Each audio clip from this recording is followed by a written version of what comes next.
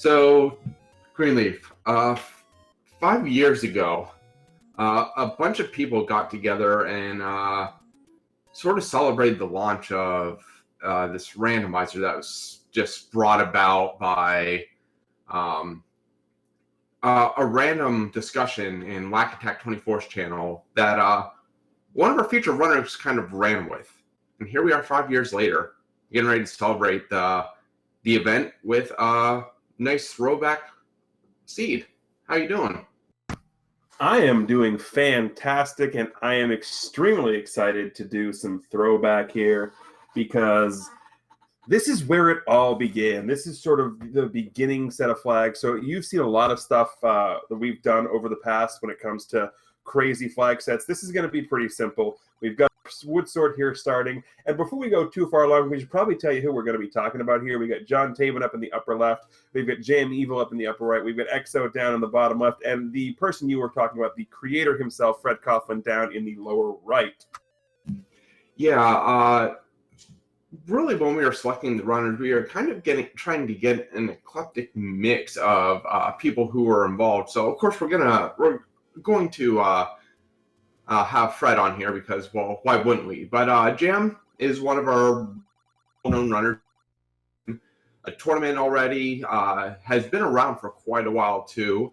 EXO is actually one of our newer runners to the community. Hasn't been around for all 5 years, but has been around for like the past year and really has done a lot of involvement in some of the battle royales and stuff like that. And John Taben has actually come onto the randomizer scene relatively recently. He's actually really involved in the vanilla community, so it's cool to see guys from the vanilla community come over as well. Yeah, and one thing I want to point out immediately, you might notice that we've got Fred, Jam, and EXO all have picked up the wooden sword from that cave. John Taben opted for the candle. Yeah, and what John's doing is he's the vanilla start area, and what I expect him to do, if he doesn't really find anything worth noting, he may go ahead and decide to up A and retry and then go and grab his sword, already having a lot of the information, and there he goes. Yeah, absolutely. That's pretty much what I was expecting him to do as well, but something definitely worth pointing out now. Again, I was mentioning at the beginning that we've seen a lot of things. One of the new implementations recently was the heart shuffle mechanic, where it put the heart drops into the pool. You know what you're going to get. That is not a thing here tonight. So the dungeons all have their vanilla items. Level 1's got 2 and a heart. Level 2 has 1 and a heart, etc., etc., etc. So you only have to kill rooms for items in dungeons 1 and 2. Yeah, not to mention, there's a lot of other throwbacks that, if you've watched Randomizer a lot recently, you may not really expect in this flag set because, well, they're not really utilized as often. But some of the things we'll see is the power bracelet is the power bracelet at the power bracelet location, and the white sword item is going to be the white sword. They are not shuffled into the item pools either. So once they come across that white sword screen, they'll know at 5 hearts, they're getting that white sword. Yeah. One of the other things you might notice, and this is definitely to give us the throwback feel, is no, you do not adjust your screens. We do have slow text on. So this is the text speed that you get in the vanilla game. We've also got a level 1 sighting up on Jam Evil's side. Oh, yeah. By the way, when Randomizer first came out, we didn't have a thing called shapes, and our entrance rooms weren't shuffled either. So the runners will know exactly where they need to go for each level. They're going to come in at the normal start screen, and we'll just have to go about it that. Did we have shuffled dungeon palettes back then? Because that's even predates me. No, I don't believe we did. And we do find our first item here, and it is the little tutti flute there in level 1 for Jam Evil.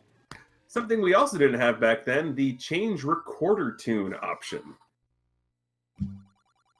Only thing that didn't exist back then that we do have included in this is the full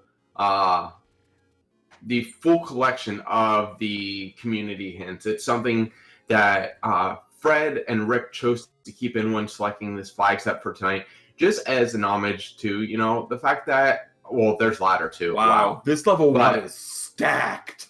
Yeah, but it's just to pay homage to how important this community is to the randomizer. I mean, as great as the randomizer is and as much work as Fred has put into it, it's the community that really drives it. So I do love the fact that they decided to keep the random community-based hints in there. Yeah, I agree. I can remember a couple of different streams that a couple of different people were running that was just community hint suggestion streams, and they went like an hour and a half, 2 hours. The camaraderie was like the entire stream was just so much fun. So I definitely remember that. And it's nice to see some of that and to see that homage to different people who may not be a part of the community anymore, but definitely still see that. We do have our first death down there. EXO died on what I like to refer to when I'm doing some co-op stuff as my death screen, because it doesn't matter what's on that screen. The vanilla blue ring shop, I always die on it. Like, it doesn't matter. And speaking of deaths, our mommy did do a little dance of death himself, dying to some dark nuts here in level 3, while Jam goes ahead and picks up our first Triforce of the night there in level 1. Yeah, it was an overall a very, very quick level 1. Got a quick heart container followed by 2 fantastic items, the ladder and the recorder. Recorder going to be great, if we get to the point where we have to quick travel back and forth. It does open up the vanilla level 7 spot as well. It's one of those items where when you don't have the second quest spots and things on, it's not as pertinent or as important of an item, but it's one of those you're happy to have. Just like, okay, I don't have to worry about it. Dig Dogger's not going to block my way. Vanilla level 7 location's not going to be a pain in the butt. All of that. It's definitely one of those you're happy to have. Yeah, so we have Jam up in the northwest now, going through Death Mountain, picking up his power bracelet as well. And Fred continuing to explore to level 3, while John is in the southwest, and we have EXO around level 1 here, around the big lake, and he will find take any shop and will take the candle, so he will have the ability to go through the candle, all the bushes now as well. Yep, one other thing that we didn't have at the very beginning that you may notice is the sprite swap for Zelda, for Link. Okay, look at me being one of those internet trolls. You can see Jam and Fred playing as different sprites. Jam as Tingle, Fred as the Gibdo. That is something that came along later, not in this first iteration. It's only aesthetic, nothing more. And the actual wonderful thing about this is Jam's Tingle was actually one of the very first customized sprites that a runner actually went in and created themselves.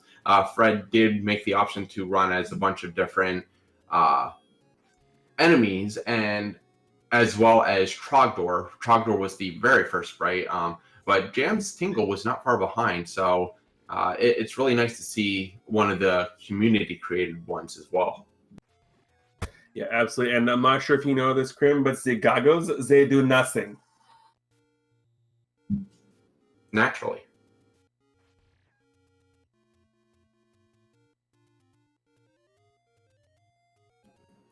So Jam over here in the forest. Also, if you haven't noticed, our enemies, not only are they not shuffled between overworld and underworld, but they actually aren't even shuffled between levels. So you should, unless I'm mistaken on this flag set, but you shouldn't actually see any Dark Nuts in level 6 or any Witch Robes in level 3 or anything like that. So it should be the random enemy, the normal enemy sets that you see in those dungeons, so you can sort of predict what you're going to get. And Jam has found level 9.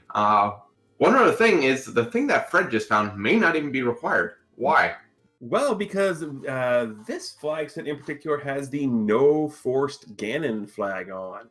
That means you could walk into Zelda's room from a key door or a bomb hole. However, if he does happen to block the only path to Zelda, he's still required. So he's just not forced.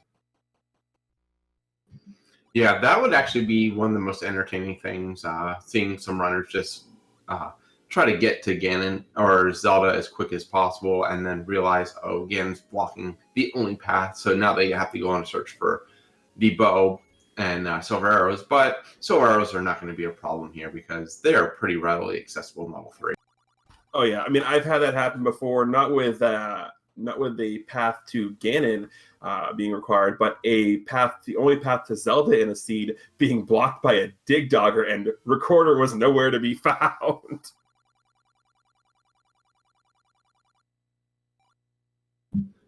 So far, some of our runners have found a good large secret and are showing that money is really not going to be an issue. If they come across the blue ring, they may opt to take that. So we'll see where that leads with this being a little bit healthier of a seed money-wise. And Jam finds level 4. So far we have found 1, 3, 4, and 9. Not bad dungeons to find early by any means. It's going to be when we start seeing these bigger levels, 7 and 8 and 6, where we'll sort of get a gauge for how bad the seed's truly going to be. Right, but level 4 is interesting in the sense that in the vanilla game, you don't see Wizrobes in it, but technically it is part of the Wizrobe enemy set. So there is a potential to see Wizrobes here in level 4 in the randomizer because they are part of the enemy set. Yes, and something else we're actually going to see in levels like level 4, which has the raft. Hey, logs are always nice. Yeah, and the ones that are above it is dark rooms, and they don't exist in a lot of the flags that we play in randomizer because of shapes and other various reasons. But the thing with that is, if there is a dark room, you will not get a heart container or Triforce or level 1 or 2. You wouldn't get the heart or item in there either. No important items will be in a dark room like this. So you can sort of use that to your knowledge when you're slowly looking for a Triforce. Yeah, it's definitely something that when you're playing with the vanilla dungeon shapes on, that it definitely helps to know. I know that's cut several minutes off of my searching time sometimes. Like, oh, dark room, not going to worry about it. Oh, dark room, not going to worry about it. The one thing to look out for with dark rooms, though, and we've had this happen before, is some dark rooms can hide some open staircases. Yes, we have seen that. So hopefully our runners will take the time to check. This is not blackout, so you don't need bombs to illuminate the room. It's just a single candle, just like in the vanilla game. Hardest enemy in the game, the Rupee boss. Absolutely. But yeah, and I'm not going to sit here and call anyone out on the missing staircases, but if they go back and watch this, they know who they are. They know what they did. And what they did is have John Tabin find level 1 and get a heart container. Yeah, we'll be doing a lot of the collecting Jam did earlier, while Exo is still exploring the overworld, trying to find some of these dungeons to be able to start collecting all of their information. Fred pretty much having most of level 4 cleared out, as well as Jam, but Fred opting to leave. May be that the ladder might be required to access the rest of the dungeon, and since Fred has not been in level 1 yet, not able to do that. Speaking of ladders, John Taven going to come across this quickly because he just came across the recorder, and we know that the ladder's not far behind there. Yeah. Also, I want to point out that was a beautiful manhandle kill from Jam. 1 bomb, 1 kill, bomb pack as a present. It was. Is it okay to chef's kiss that? Well, no one could actually physically see you do that, so I guess it's fine. And Jam picks up his Triforce out of level 4, so that gives him 2 Triforce. We've got a level 7 sighting down on Exo's side of the board, and we've got some blue and orange Gorilla here. Well, this is a potential room, but this also could be our first transport staircase of the race as well. Yeah, I mean, it's early, so it most likely was that transport. But level 7's not a fun level to find first, and going to find a ladder block, but does see the heart container there. Yeah, it's always an interesting thing, no matter what flag set you're doing, is if you have a map where you know the map and you get an early stare and it keeps you pretty well close to where you are, and it's a huge dungeon. There's just a small little part of you that dies on the inside, and you just have this look of, oh no. Kind of like XO just did there with the boomerang hitting him in the back. Yeah, Gorias, while they don't do the damage that Dark Knot and Wizrobes might do, they can accumulate damage very, very quickly. So they are not an enemy to be taken lightly, especially when they are in large swarms like they are usually in level 7. And the 4 BMO statues on the corner of the room don't help matters.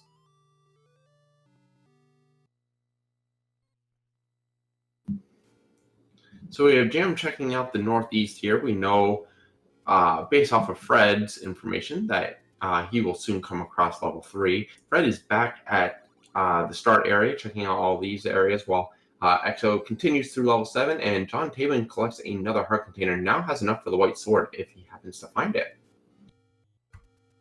Also, Krim, I'm not sure if you know this, but Patra has the map or something. You might want to kill him to find out. If it's just the map, I'm good not killing the Patra. It's not safe, so we're safe. Are we safe, though? I mean, it's you and me on commentary, so that's never safe. Yeah, that's true. We do have a meat purchase from John Tabin over there.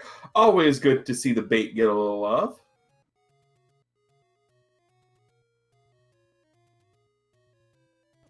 So we have an item here for Exo, and technically it's out of logic for him, and technically he made the correct call by not picking up that absolute monstrosity. I mean... Oh wait, or am I supposed to treat this as a throwback race and that meme doesn't exist yet?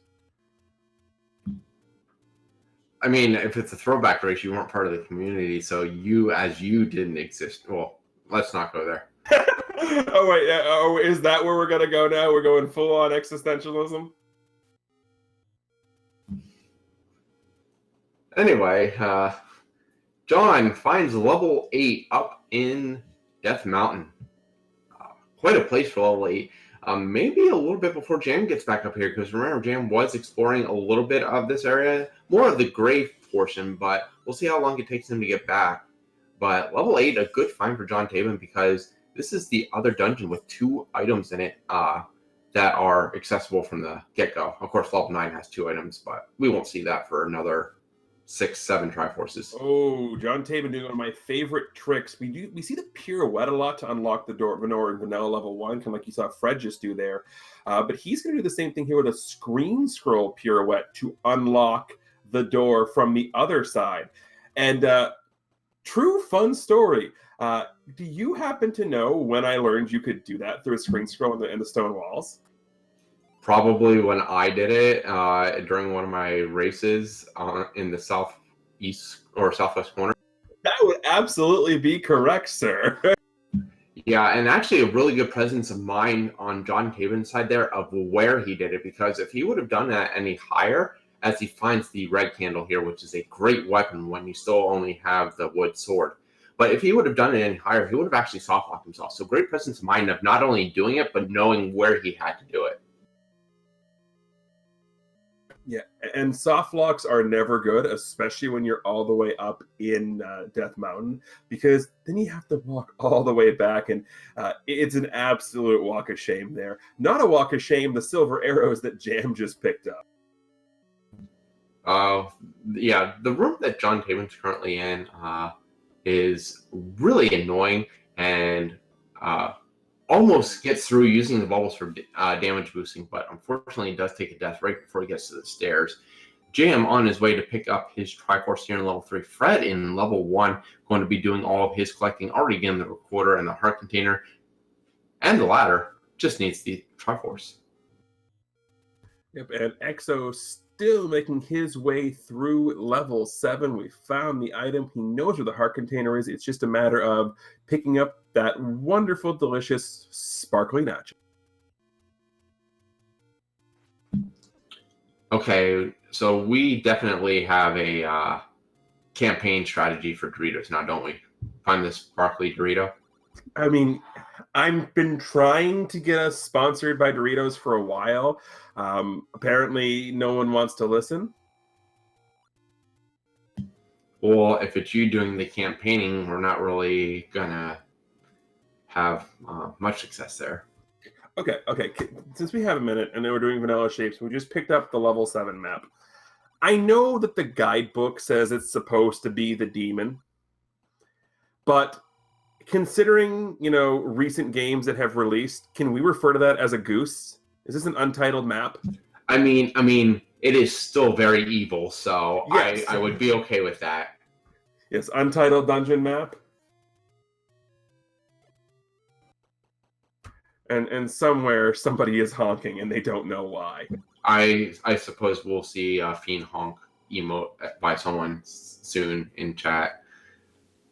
If not me. Let's say I was expecting it to be you.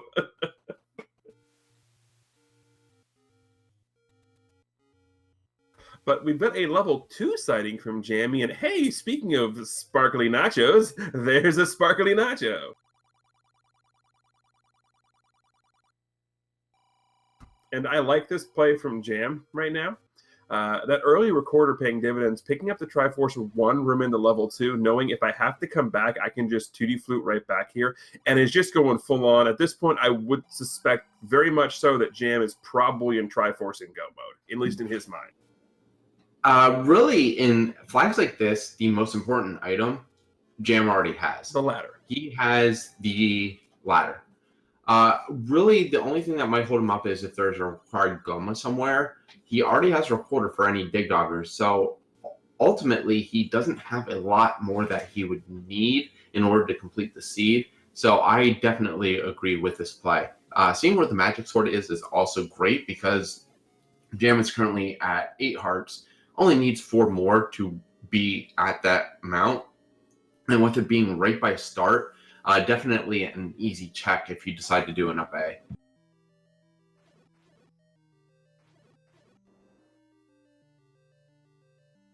Yeah, level 7, getting EXO the business down there a little bit. My question to you here is, at what point do you cut your losses and go? You know where the Magic Sword is. You know the White Sword's going to be somewhere on the overworld. At what point do you just say, you know something, I'm done for right now. Come back a little bit later when you're more powerful? Yeah, the 4 hearts is what would concern me as a player at this point. But I understand where EXO might be in terms of mentality for this dungeon, of saying, you know what, I've invested so much time and all I need is that Triforce. I want to dig it out. Unfortunately, it may cost him a little bit of time. And by the way, in that like 20 seconds that we were just talking about, that Fred found, went in and got the Triforce out of level 5. Well, gotta love that. And there is another level up on Death Mountain. So Death Mountain is going to have 2 bits of value for us here, levels 8 and 5 happening. Jamie going to be checking the vanilla blue ring shop and finding, well, a shop, but there's nothing blue ring about that. We are going to get some bait, though. So that's 2 people paying respects to our meat overlords.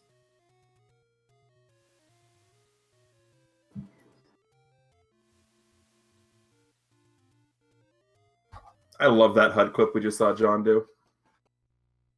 Yeah, HUD clips really weren't a thing back when this randomizer first started, but I guess that's one other thing that we really have to point out with the randomizer is, as well as a lot of other randomizers in general, but this randomizer has actually helped open up a lot to vanilla speedruns as well. Just some of the tricks and tips that we've learned, some of the game mechanics that have come about because things broke, thanks to some of our notorious community members for breaking things. But just with how much we've learned about the game's code and everything else, it's actually helped open up a lot to the vanilla speedruns as well. Yeah, like I can remember I know it's weird saying I remember this, I remember that. I've had the privilege of being on call when some of the crazy things have been discovered. Like I was on call, I was on the call when the Kanana key was first brought into light. Like there Yeah, had been Kananaki was. rumblings of it, but I remember seeing it happen for the first time in a tournament race, and none of us had any clue what the heck had just happened.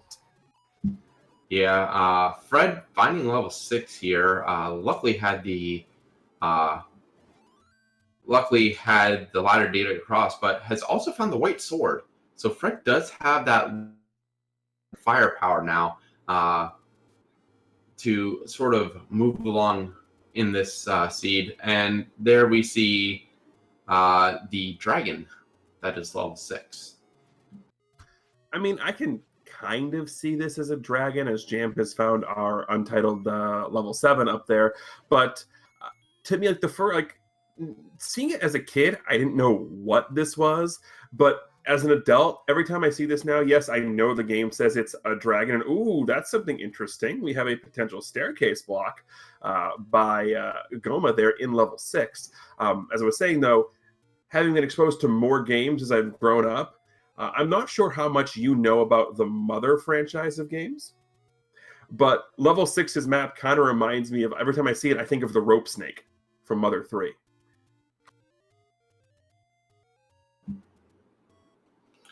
Yeah, I could see level 6 as a bunch of different things. John Taman coming across level 9. Gonna be able to get too far in it right now, while Fred does a little pirouette due to no more hearts. And Jam is trying to catch up with Exo here in level 7. Jam just flying through the level. Once again, treating this as Triforce and Go mode, so Jam is going to not be doing much other than clearing rooms, hoping to find the Triforce.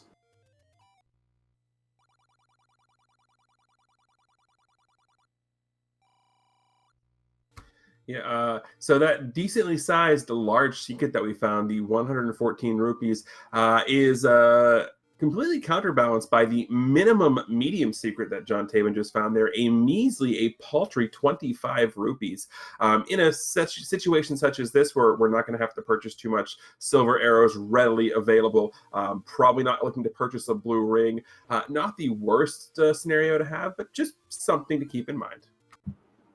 That is a horrible screen for that heart container there on the coast, though. The full entourage of blue Lionels just protecting that heart. Not protecting it well enough because John does grab it and then up and knees back to start. Is Entourage the appropriate name for a collection of Lionels? It is tonight because that's what I called them. Fair enough. We also have Exo finally, mercifully, I guess, leaving level 7 and going to come back another day with more hearts, more firepower, and probably a lot of pent-up aggression towards any and all Guerrilla.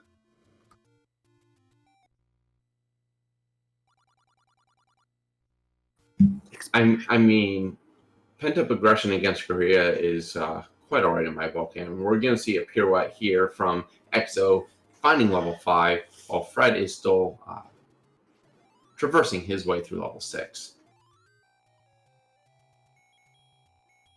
Jam went ahead and picked up the bomb upgrade from level 7. We saw Fred pick up the one in level 5, and Krim, explosions.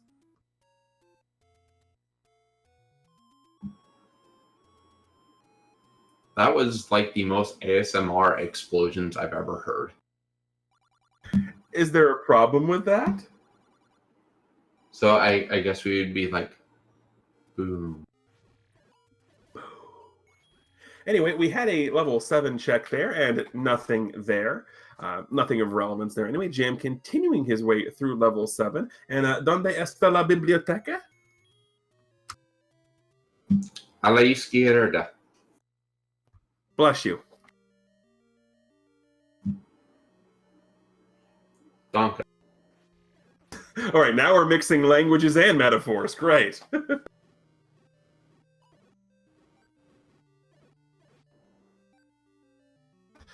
But Jam, we're doing a little bit of meat strats there to get all the Guerrilla to gather up and hit them with, as we were just referred to, the ASMR explosion. John Tabin also finding himself some level 7, Exo finding himself some level 5, and Fred finding himself some coast.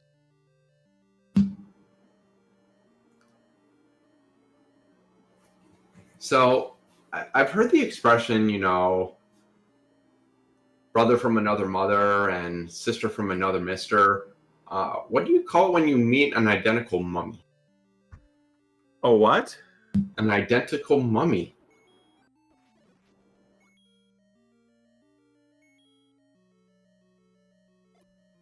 Can we call them coffin kids? I don't know. I'm sure someone will come up with something good. If not, I'm going to think about that heavily. Well, hold on. I guess the question we have to ask is are they male or female mummies? Because if they're male mummies, we can just call them sarcophagi.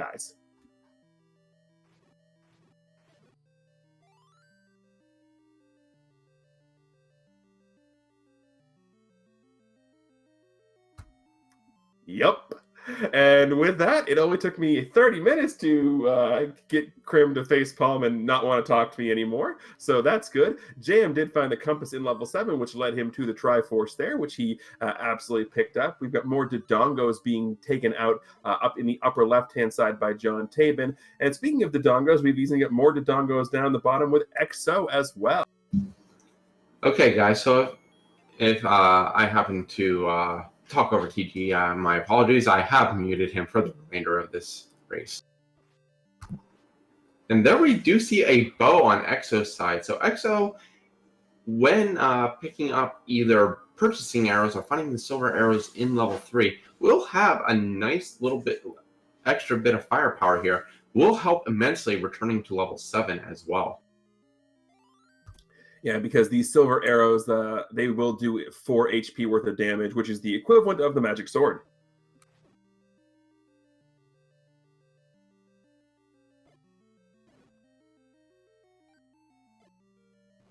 So, Krim, correct me if I'm wrong, but we have seen all 8 dungeons now? Plus you are wrong, because we have seen all 9 dungeons now. Plus level 9. You just wanted to say that I'm wrong.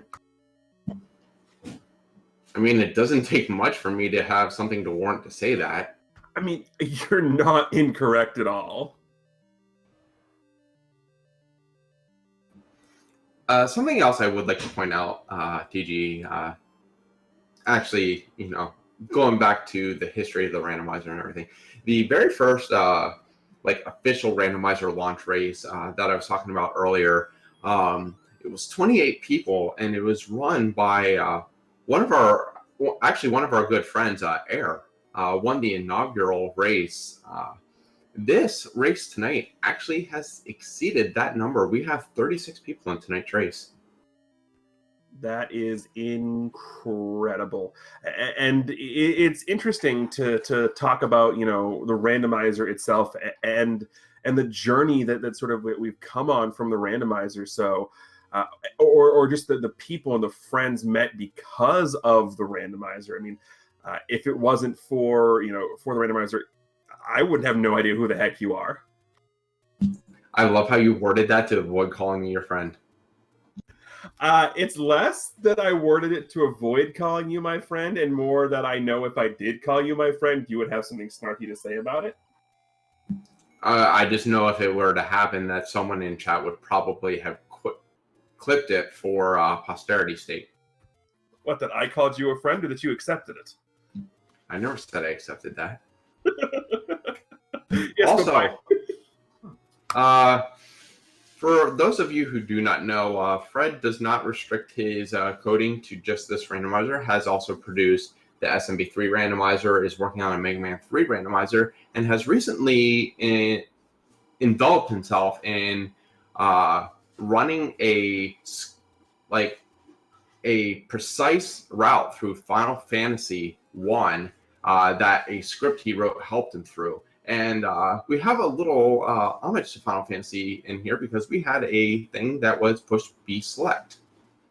Right, and in the original Final Fantasy game, one of the first little mini locations that you end up at, and one of the more iconic songs from that game is Matoya's Cave. And if you talk to the brooms in Matoya's cave in the original game, they repeat to you to Salsby push up a magic spell, which is basically telling you to push B and select. And if you do that on the world map in the original Final Fantasy, it will actually show the world map so you know how big the game is. The other Easter egg to that is if you did not know what the brooms were referring to, later on in the game, I believe it is in the town of Gaia, you can find other brooms walking around. And if you talk to those brooms, they will tell you that their cousins speak backwards.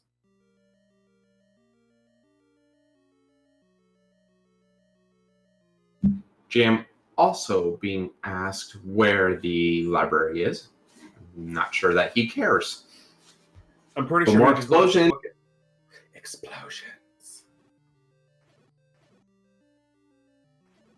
Also, that is Fred's second bomb upgrade, putting him at 16. And I'm disappointed in you, Fred. You know TGE's on the call. Yeah, I'm disappointed in him too. He usually burns it.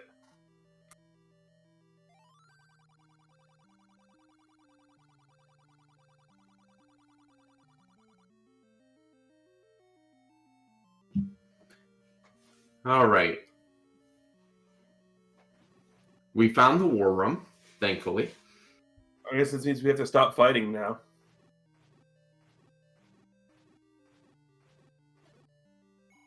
I mean, doesn't a fight constitute that both of us are inflicting damage? Something like that. I mean, you're asking an awful lot. Like, you want me to think?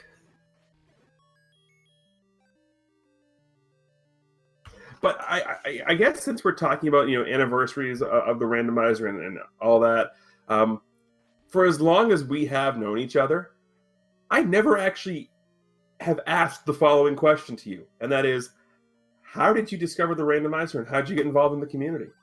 I actually discovered a randomizer through a runner that normally hasn't done a lot of Z1R stuff, at least as of late. Does have a really good time in Z1 vanilla runs and used to be a runner of this randomizer, but he goes by the name Fast at TC. Very, very good Mega Man runner. Also does some other things, but I would actually watch his stream a lot because of Mega Man 3 speedruns and saw him doing this one day and decided to pick it up myself and just really got involved after that. Between racing and then everything else with being brought in on the tournaments and then really just helping be part of the community and everything. And Jam putting all those arrows to use, sort of arrowing down Gibdos to get the compass and finding out, oh, I just need to go back to start to get the Triforce. Yep, absolutely. And Arrow is going to help you in the Triforce in this room super easy because we have Bun Buns.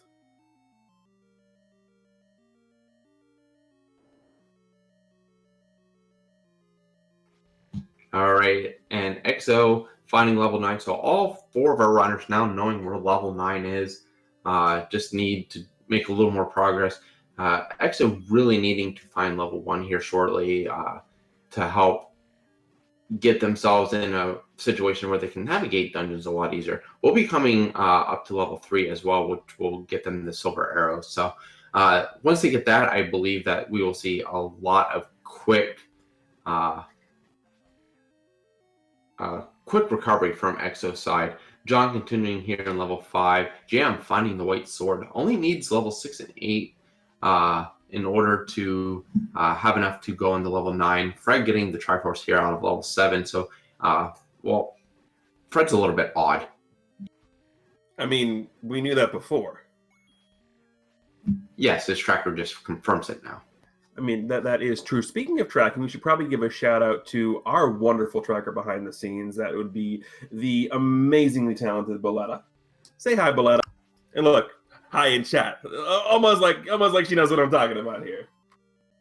Yeah, Boletta, another one of those people that have been just a huge benefit to have in the community.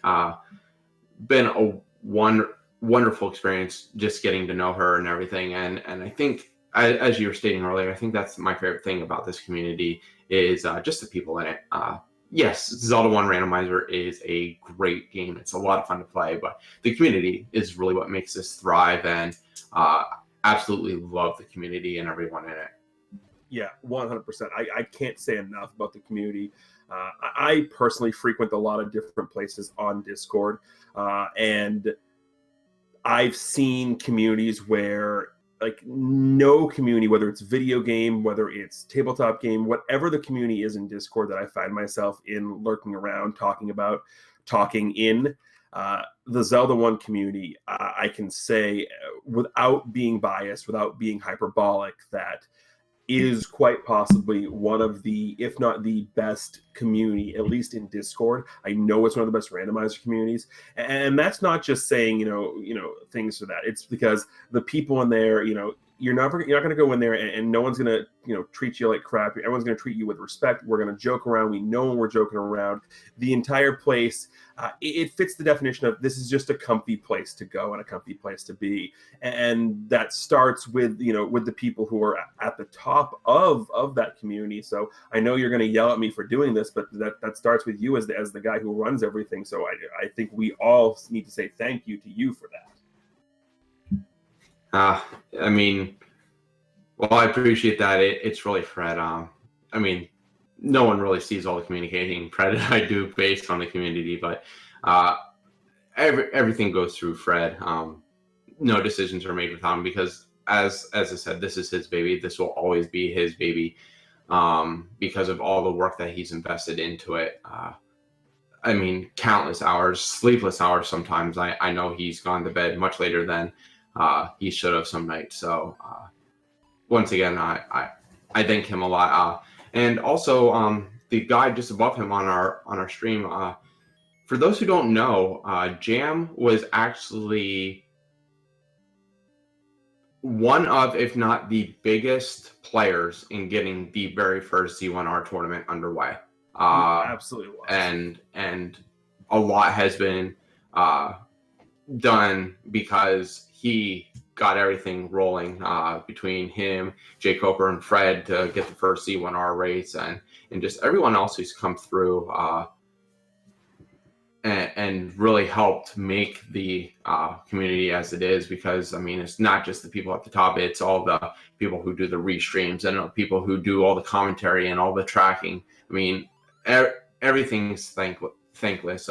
RBG, Random Effect, and now into Dark Falls doing our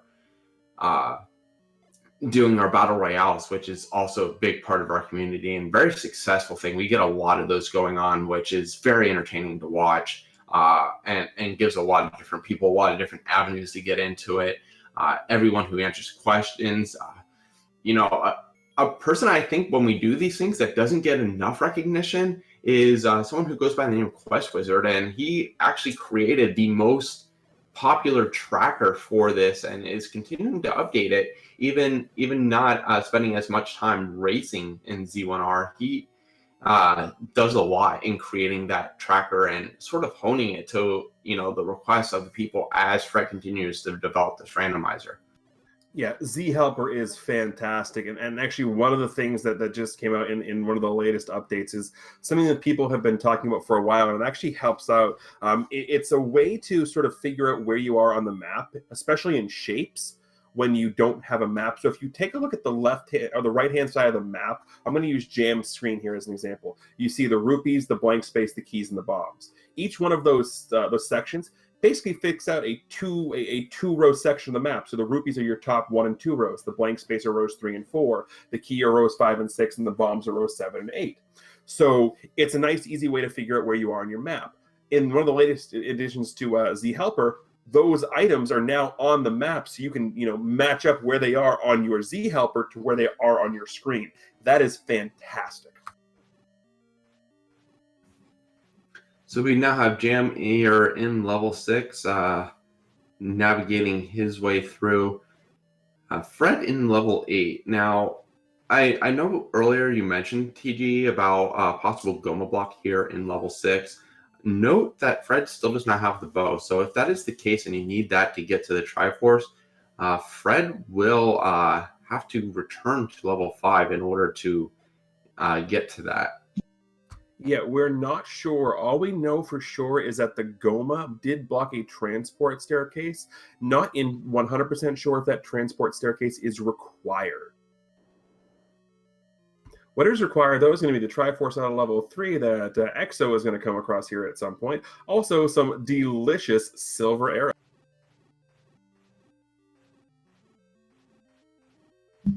John trying to fight some mummies. Instead, he's just giving them hugs. Not recommended. But Jam does find the wand here in level 6. So, when things are sort of tied to just, items in dungeons shuffled among themselves, you're bound to get at least one vanilla thing. So, why not be the wand? No. But it makes you wonder what else is going to be vanilla. Boo. Also, that old man, I can simply answer that this game is Legend of Zelda Randomizer. So Fred, I don't know why he's asking. He's in. I mean, if you were in a video game, though, would you be aware you were in a video game? If I'm breaking the fourth dimension, yes. Yeah, but it's the fourth wall you got to worry about. Yes, fourth wall. I caught myself before you corrected me. I was in the process of correcting you when you caught yourself. Though, if you're breaking the fourth dimension, I'm pretty sure you're going to be breaking the fourth wall, too. And the fifth and the sixth, probably. John Taven getting his white sword. So we now have 1 wood, 2 white, and a magic. And also some silver arrows for Exo. So we do have a lot more firepower on their side. They should be appreciative of that. I am always appreciative of finding bow and silvers, except when it's super early and that's the only weaponry you have.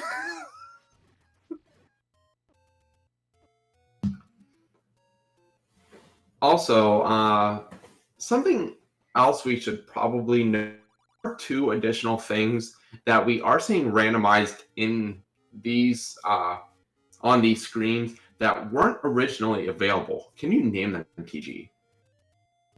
Can I name them? Yes, you are TGE, and I think I directed the question towards you, so yes. I'm just making sure.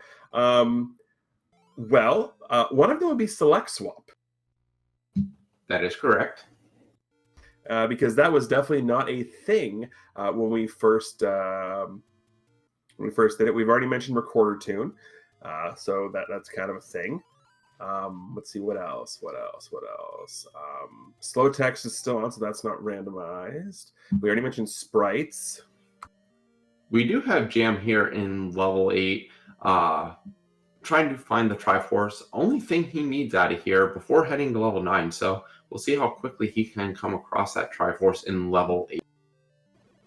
So I can't seem to come up with the second one off the top of my head. And in World 6,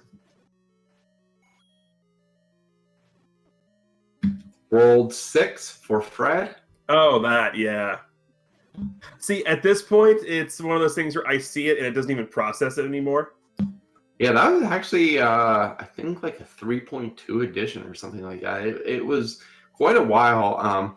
And there are actually only 2 definitive things that you can set it to. You can set it to be default level, or you can set it to board in honor of Black Attack, who, as I mentioned earlier, really helped inspire this. And then the other one is random, and that will have like 5 or 6 different possibilities that you can get from that. Area, world, yeah. There's a good portion of them. It's always fun.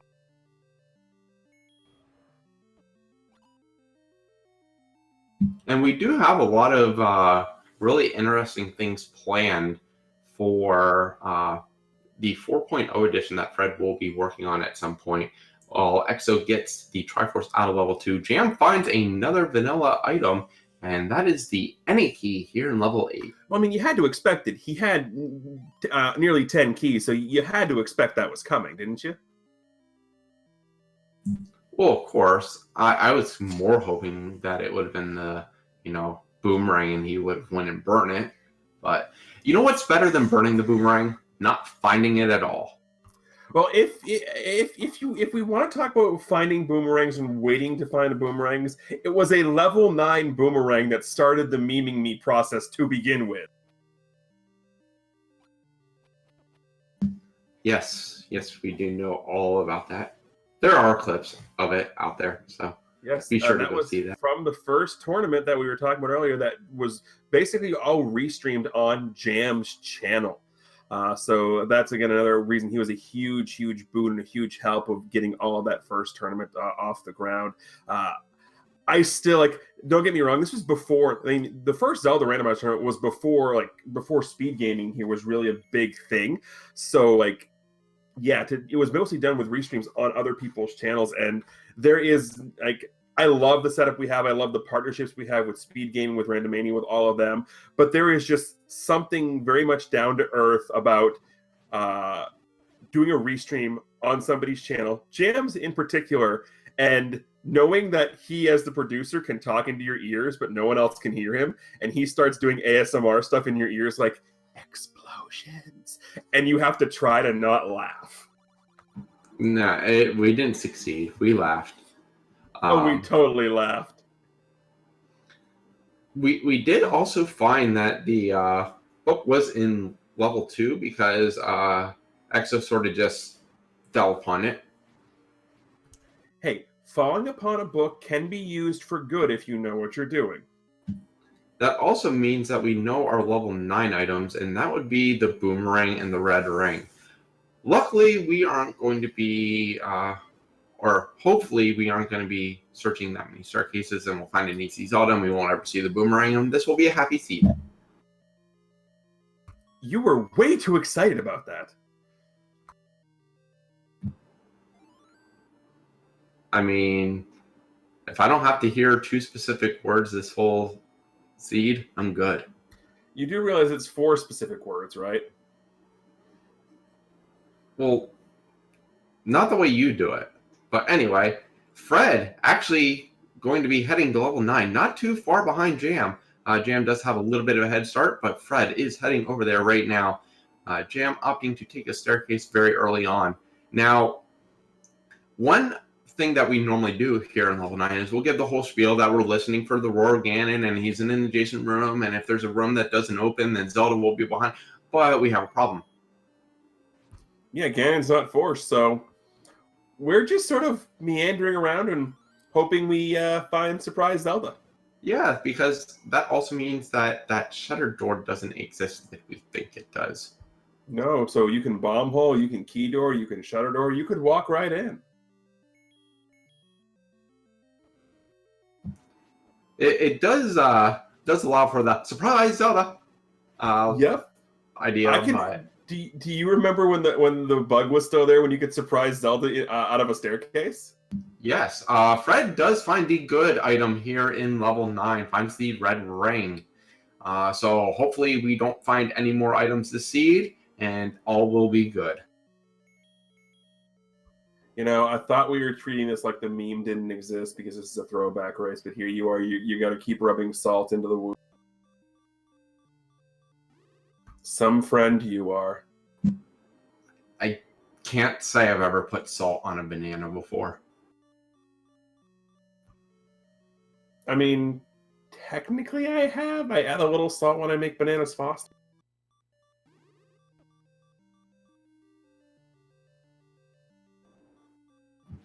No, that's just salting the alcohol at that point. I mean, sometimes you need a good buzz. What can I say? What I can say, though, is that we found a room that Ganon would normally be in.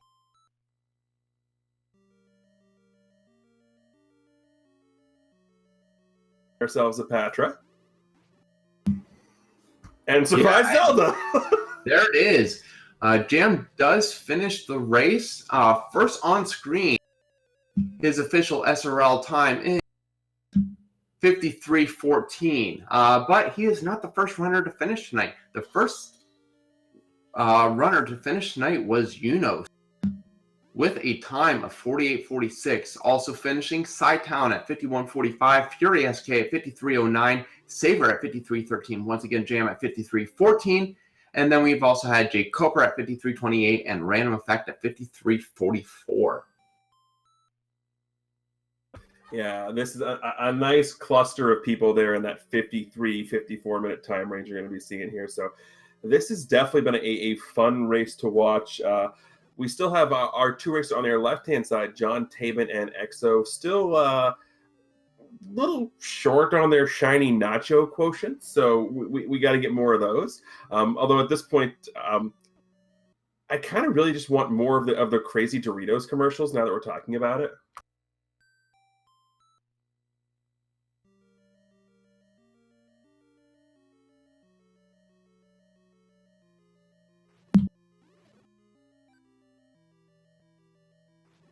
Good evening. This is a Good Jamie. evening. Hi, how's it going, peeps? Not too bad. Good game. Oh, thanks. Yeah, it's a little rusty, but not bad. Overall, I was happy with it. Oh, I got sniped. You did get sniped. In all due respect, on my end, my done is first. But just saying. RaceBot just disagrees. Yeah, RaceBot just registered. I guess Saver's like a mile closer to RaceBot. So is that what we'll give? Is that what we'll give his tournament wins to then? yeah, exactly. Well, if it's close, sure. That's. Oh wow, but yeah, no, not a bad seed overall. I got too many items. It's definitely the case of being used to collecting items so much, and I spent a lot of time collecting keys and stuff. So it's just a lot of time could have been saved, as we saw with Yunos's first place time of 48-46, which is ridiculously good. So this is just how we used to play. Like I made a mistake in the beginning. I went up to like the power bracelet item, and I forgot that the power bracelet was going to be power bracelet because I was doing practice on Pandemonium, which does have it shuffled. So I was like, free item, let me go straight there. And then Well, what's still free is just a free power bracelet. Yeah. Free mobility after I had gotten the flute, the 2D flute. But no, I actually I up 8 after I got the candle when I was like, oh, I was supposed to get the item. So that's why my routing backtracked me up Candle Row. It worked out. Overall, I found all the easy levels first, which is always what you want to find. Yeah. I was happy with it. The items in one really helped you out too. You, as you said, you sort of explored for a lot more items than you would expect to. But Fred found Ganon. But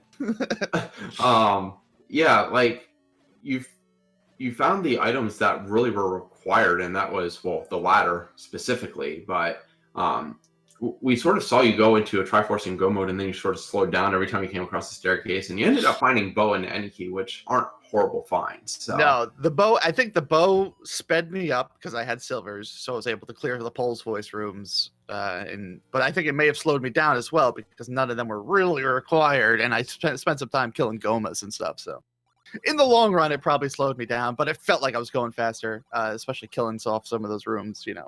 Just a few silver arrows, a few close calls I had, especially in level 6. I can't believe I clutched out that 6. Yeah, that 6 was crazy. And Fred's going to go ahead and find his Ganon and finish with an official SRL time of 57 minutes and 29. I sure hope he knows that Ganon wasn't required. Yeah,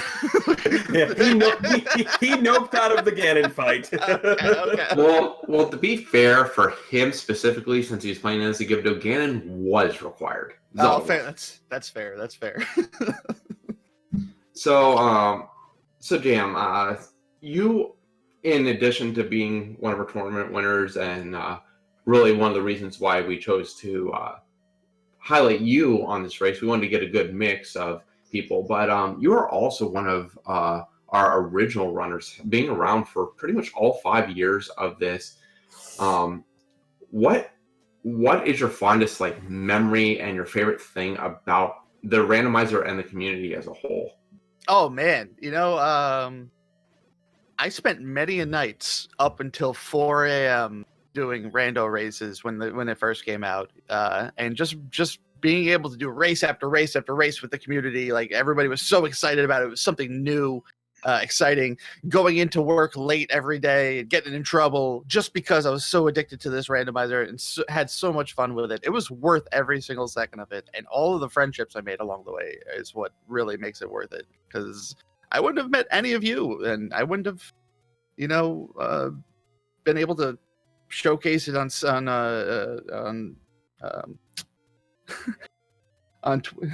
no, not on GDQ. GDQ. yeah, on GDQ and Speed Gaming Live and all these awesome events. It just wouldn't be a thing without you. And what's up, Fred? Yeah, Hey I was going to say, speaking of GDQ and Speed Gaming Live, we have your opponent, Mr. Fred, the creator himself. Good game. Oh, thank you. Well done there, Jam. Thanks. Taking that one home. Oh yeah, I took it home with that solid 5th place. I'd love to watch you and Saver back to back on that one, because Yeah. that looks like that would have been a really intense race there. Oh, I guarantee the routing was completely different, but yeah. Yeah, it was same result in the end. Yeah, if first, second, and third place are like the pedestal, then 4th and 5th are like the actual pedestal that they're standing on. So Their success has been built on the power of Podium, you. yeah. The podium. Yeah. Go ahead. So Fred, more than recapping the seed, because I mean the seed is pretty much straightforward, especially with using older flags and stuff. We've been sort of just reminiscing a lot about the randomizer itself, and I sort of alluded to how it all got started with you and Lack's channel, and Lack saying basically that he wanted a new way to play the game and stuff like that. So why don't you give us a little insight into not only what made you start it, but just how much time you've actually invested into the randomizer itself? Oh gosh, at this point, I really have no clue how long it's been. There have been so many days and nights on this thing. I mean, I blame probably sleep deprivation. I was on a business trip. Lack made that comment. I was watching him on my phone in a St. Louis airport, if I remember correctly, waiting for a red eye. Wow. So it was probably close to like 1 a.m. or something like that. And he just made that comment about how, it's a great game, but, you play the same thing over and over. Do you almost wish you could have something fresh, and just something about that clicked. And I was like, oh, I wonder if I could, do something about that. So I went out before I got on the flight and downloaded onto my phone the ROM map that was known at the time that had been published. Started looking through that, started asking questions, didn't get much sleep on that flight. And then just, from there, it was about 4 months until we got to this first release. And even just the first release, at first I was just like, okay, we're gonna shuffle the caves around on the overworld, maybe shuffle the dungeon items, but that's really gonna be that's gonna be like the major stuff. And then I started getting ideas of, well, what if I move the rooms and doors around within the dungeon? Can I still make that work? And then, okay, now we've got all that stuff. Let's get even more crazy stuff randomized. Let's make it so you can require killing Ganon, which led to some very interesting side effects occasionally with some of the fun bugs. And then other ideas came up. Okay, well, what if we actually just completely change the dungeon shapes in the first place? And that's where I think 3.0 ended up coming out with the shapes algorithm that made its own thing. And, we've constantly been updating that algorithm as I go, trying to, tweak things, make things better and stuff. But just, again, seeing this community evolve and, all these people who are like, this is cool. I play this. This is fun. And gives me a reason to keep going with this, because again, it's like, okay, this was this little thing, but it caught on fire. It's amazing. Yeah, I mean, and the fact that we're not even done. I know you have some additional things planned for 4.0. I know there's things that I'm working on my side to give to you to work on in 4.0. And I know we have a lot to look forward to. But just sort of, reemphasize what you're saying, just about how much it has been involved, like community-wise. Just some rough numbers. There has been over 6,200 races of Zelda 1 Randomizer, over 340 different participants, and almost 5 years worth of playtime, just on SRL alone. So, I mean, putting those numbers, I mean, did you ever see it exploding like it has? No, nothing like that. As I said, when the first race came along and it was a really good sized race, I was pretty much in shock at the time. And then seeing the different tournaments we've had with different amounts of people participating, seeing just all the people come to the community saying, hey, this is cool stuff, what can we do, let's get these nightly races going, let's get we want to have tournaments, we want to help out with all this other kind of stuff. It's just an amazing community. Everyone, just, and as I said, in general, people give a lot of good constructive feedback. I mean, yeah, occasionally there are people who come with crazy ideas that aren't that good, and then you get people who say to me, hey, what about making the wand explode with an explosion instead of fire? I can't imagine anyone on this call who would have said that to me in the first place many years ago, which led to the birth of the boomstick. Still Yeah. waiting for a bomberang. I am still waiting for the bomberang myself. I'll have to see what I can do on that one. I have to figure out how to make things work there. Yeah. We know that all of our happenstance things didn't lead to good inventions, though, because my mistake of palette sort of led to one of our least liked features. So, oh gosh, yeah, the blackout, good old blackout being created because we realized when there was a palette thing, oh look, yeah, if the bomb explodes, you still see the room light up. So that could be a cool feature. It's an interesting experience. It's not necessarily the best streamed experience if you're trying to necessarily do it from a viewer's perspective, because it's just like all these black rooms, but it's definitely an interesting challenge to do. So some of the flags in here just end up being interesting challenges. That's one of the things I've noticed. Is like there's some people who say they want their very hard flags, and so I made some of them maximum any enemy health or one hit knockout. Gosh, those are painful to watch at times, but they're definitely unique to see. And so Randomized again, red bubble curse. oh gosh, yeah, I was gonna say that was another one you threw in there, I think, at one point at me, and I eventually figured out how to do a couple of options on that. I still gotta see if I can figure out other options to add into that. I haven't thought about too much yet. Don't worry.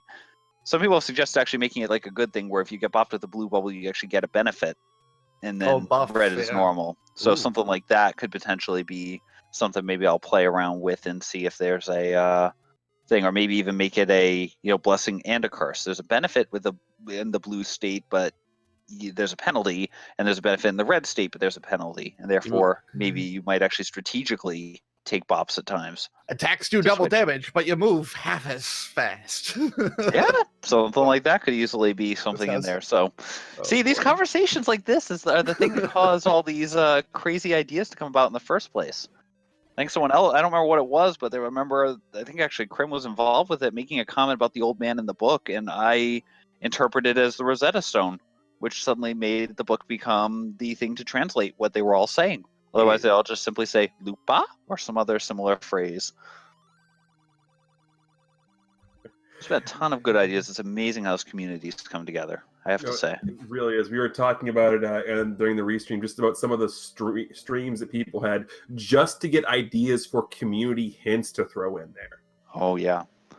I do have to say, as much as the community is great for coming up with those, we do have to give credit to you for actually, taking them and running with them. A lot of creators would sit there and, say, well, that's kind of outside my vision, so, I don't want to work on that. But pretty much anything the community has suggested, you've really looked at trying to implement in some way, or even if you could implement it. So that's been great as well. I mean, again, and the thing is, the community gives great, really great suggestions, since a lot of these things are things I wouldn't have thought of, when way back in the day, the concept of community hints, I remember Jake Hoper being a major proponent there, pushing for, getting some suggestions to provide for me. In fact, I think the BRB going for ice cream community hint actually came around because he legitimately in the middle of his stream needed to take a 5-minute break, went to get some ice cream, and he said that, so I just wrote it down as I was transcribing things from his stream. I remember this. Yeah, it was an awesome one there. And again, I think there were a number of people push for the helpful hints, which I've had to go through several iterations because of bugs, and I think there may still be some bugs regarding the second quest evil. Well, it's second quest, so it's naturally evil. But things like that, some of these features that have come in, starting with items, which took a little bit of implementing to get in place, but potentially makes it a little bit more friendly for players. Okay, combat might be a little bit hard, but maybe I start with a white sword. I feel like that's something where comfort-wise I want to do that, or start with the like there's fire starter battle royale going on right now. Start with a red candle and some bombs, so that way you don't have to necessarily spend the initial hunt in the game hunting for a sword. You have a shot if you go into a dungeon of maybe being able to clear a few rooms with that red candle and the bombs. So there's been a ton of interesting features that people suggested, and the combinations of flags that people have come up with. I came up with certain presets on my own, but there have been people out there who have come up with these combinations and said, hey, this would be a really good flag set, and run their own battle royales, or even some cases some tourneys on that, with the all boards no swords, for example, with Adaginos and Darkfowls running that one and pushing flag sets that were actually meant for swordless play, which most people get scared of. But the all boards no sword Swiss round was an incredibly approachable flag set that they gave, that was able to let you you have to play swordless, but it made it a lot more comfortable trying to do that. So again, the creativity people have put out there is amazing. Yeah, absolutely. And we were mentioning about the battle royales earlier, and that's really where we've seen a lot of these great concepts. I mean, not just in the flag strings, but just what you can do with them. The Router's Relish and the spoiler log races that you are very much accustomed to, because you've been a part of every single one they've done. But just all that, and then concepts like Eunice's Groundhog's Day race and JSR's Valentine's Day race, which are two great concepts that have really taken the flags and sort of set them on their head and added additional factors in to make them even better. So it's just amazing what the community continues to come up with for these things. Yeah, and I mean, I've heard other people make other types of suggestions about various races that they want to potentially see. So, in the future here, there's going to, I think, be even more cool ideas coming out. As I said, it's a full community effort, and it's really fun seeing all the cool ideas that people come up with and all the things that they suggest. Whether it's just this, whether it was Lizzie a long time ago saying it'd be kind of fun, as the book obsessed Lizzie was, it'd be kind of fun if all the sprites were books, so you had to pick up the book. And that was another idea that ran with it. That's why Fun Percent now exists, because I coded it to replace all the sprites, but at the time they were all going to be the same sprite, and I just called it Fun Percent because at the time I was trying to surprise people on what it was going to be. And then people played that one. I think some people cursed my name royally for the existence of that one. But, fun ideas like that, not intending to pun there, were things that, again, came up in the community that were awesome to see and have been really fun to work with. Yeah, a fun story about Fun Percent. I've only ever played one Fun Percent seed in my life, because the first Fun Percent seed I ever did, everything was the boomerang, and I don't want to curse that anymore. Oh, gosh. I mean, it's a nice challenge. It's actually an interesting challenge. You see a blue item. Do I pick it up? Is it a white sword? Is it the wand? Is it the silver arrows that I need? Is it the blue boomerang? Just pick everything that's up. true. That's worse. Yeah, it'd be fine. But then you have to puzzle out what item it was. Well, what's in my inventory right now? What didn't I have before? Oh, shoot, I think that must be the regular boomerang, because I already picked up the magical boomerang, and I don't see anything else up here. Yeah, there's resources that exist specifically for this scenario. Yes, people have done that to help out. People have put together the different guides for that, for the Triforces, if you have the level numbers hidden. Yes. To say, okay, this is what Triforce I got when I leave the level. So, there have been a lot of really cool ideas out there, as I said, for players, and a lot of people put together a ton of time to put the resources together to be able to help users out with that. So, Nub.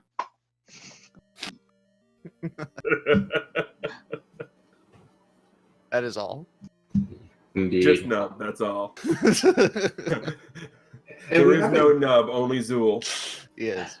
We have been talking to Fred a lot about the start of the randomizer itself, but Jam, one of the biggest things that you did for this community was you really took it upon yourself to really do a lot behind the scenes for the first and second tournament, hosting a lot of the restreams on your channel personally, and sort of getting everyone together to come up with the flag string and organize the tournaments and stuff like that. So I mean, the community itself has a lot to thank you for as well, just in the amount that it's grown. So what was it like sort of trying to get together for that first tournament and decide exactly how you're going to do it? I know it was you, Fred, and Jay Coper. So you want to give a little insight into that?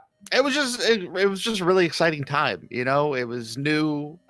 We had just come off of like other tournaments, like the 100% all keys tournament for Zelda 2, and the Zelda 1 any percent tournament. So I was on a tournament high at that point. So it was all like fresh, new, exciting. I was super motivated at the time. So I was like,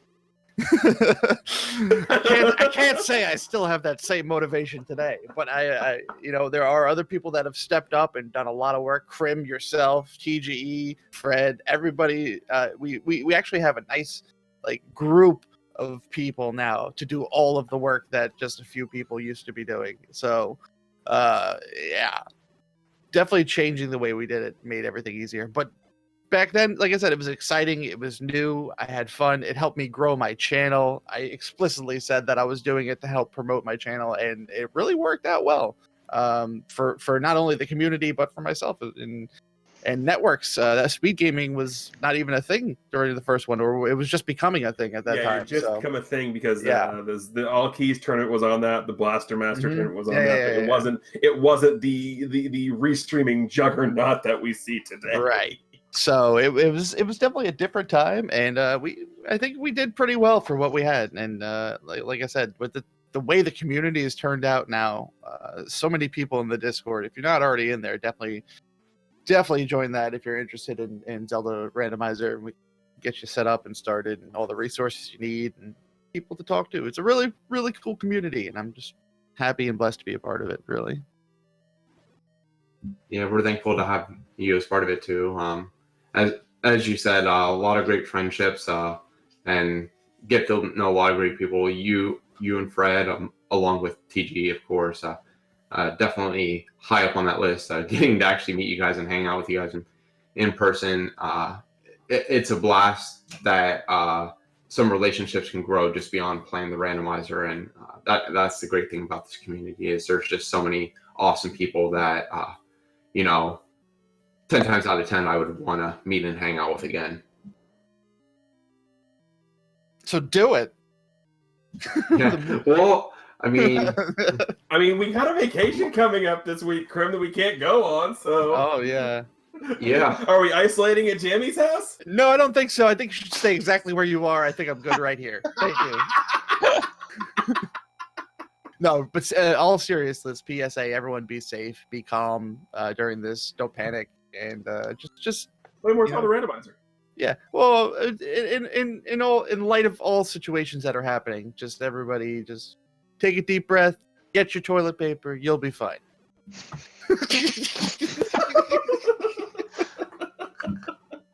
Fred Skipdo used it all off. I'm sorry. That's fair. I don't mean to make light of it, but I'm dead serious. Like, yeah, it's. I am happy that I'm here to play Randomizer with you. Thank you so much for the restream and the rebroadcast and commentary that you guys do. It's been fantastic. I'm gonna get going. I hope you have a good one. Thanks again, Jam. Thank you. Have a good one, Jamie. Laters. We do have our runners definitely catching up and getting a lot of the materials they need. EXO now up to 6 Triforces, only needs 6 and 4. Finally done with that terrible 7 that cost him a lot of time earlier. John currently going through and almost done with level 6 here. Just has to go through the old man asking him what this game is, which we've already covered. So, Fred, I teased it earlier, and definitely piqued the interest of chat. Is there anything that you have planned for 4.0 that you would like to announce to everyone? I don't know about announce necessarily, but there are a bunch of options. There was still been a lot of suggestions that people have been making for different flag sets to go forward, like new ideas for things. I know that my dream for 4.0 eventually would be to randomize the overworld. I don't know necessarily if that's going to lead to, necessarily, a lot of races on that necessarily, because I feel like in that case you're going to be doing a lot more exploration.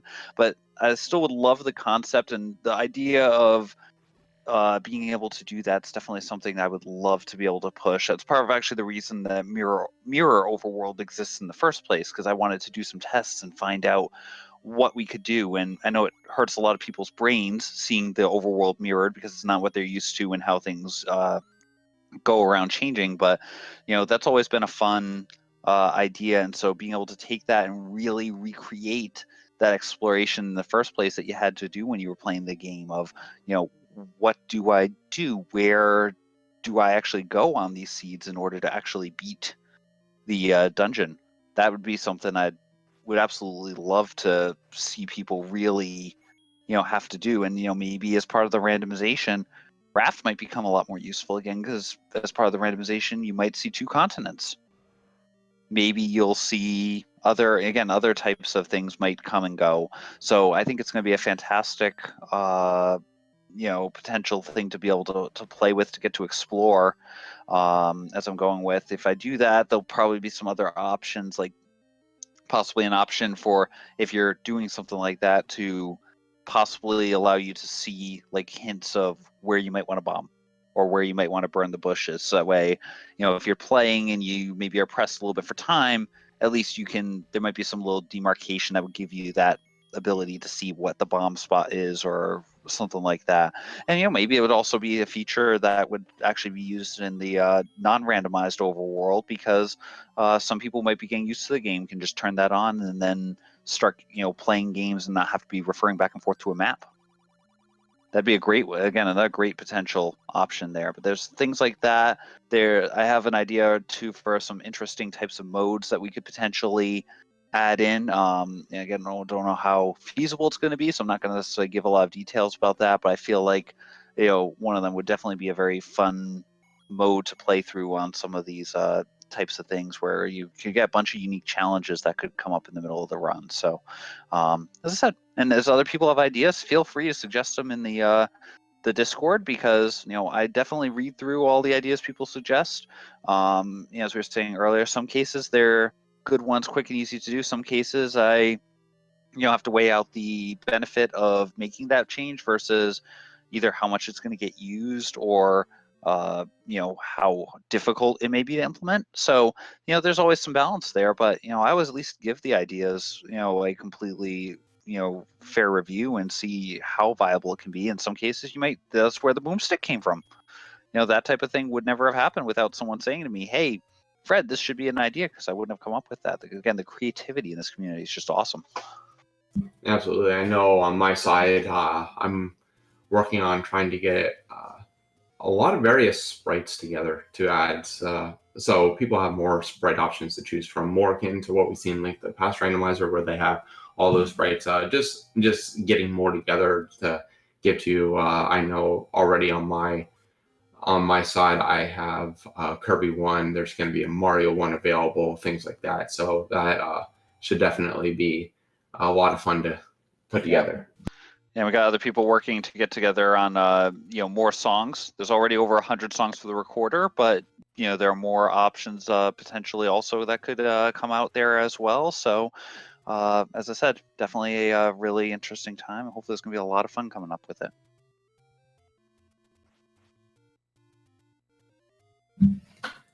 Well, did you have anything else that you would like to add, Fred? I know that it's getting rather late for you, so. I mean, I think at this point, pretty much, again, thank you again to the entire community. As I said, 5 years ago when this happened, I had no clue what was going to happen that day. Thought maybe there might be like 5 or 10 people who would join that race. I was like, if I ever hit 20 on the release race, it would have been, I was going to be ecstatic. And just seeing, a lot more people than that show up on the first race, and the number of people who joined the tournaments we've done, all the different tournaments, again, all the people pitched in, this is, sounds corny, but it is like a family. It is a family, not even like a family, that's developed because of this. And thank you again to everyone who's been a part of this. Thank you again to TGE and Crim for all the work you guys have both done behind the scenes here doing the broadcast as well tonight. Thank you to the Restream team as well for putting this all together. It's been a blast, and hopefully we'll get a lot more fun ideas coming up here in the near future. Thanks a lot, Fred. Yeah, very much. Thank you. All right, so we do have John searching for level 4 right now, while it looks like EXO is trying to navigate themselves to either 4 or 6 to get their last Triforces. Do have a lot of additional finishers. So once again, thanks to everyone who also raced tonight. 36 runners on a Saturday night is just an incredible turnout. So thank you for everyone. Yeah, absolutely. And John did finally find his level 4. The good news for him about this is it's right next door to level 9. So if this is going to be the last dungeon you find, it's a good one because you go right from here to level 9 and get on your merry way of finding yourself a princess. We still have levels 4 and 6 to deal with over on EXO's side of the equation here. As level 6 didn't treat EXO quite as badly as level 7 did, but it was giving him a good run for his money.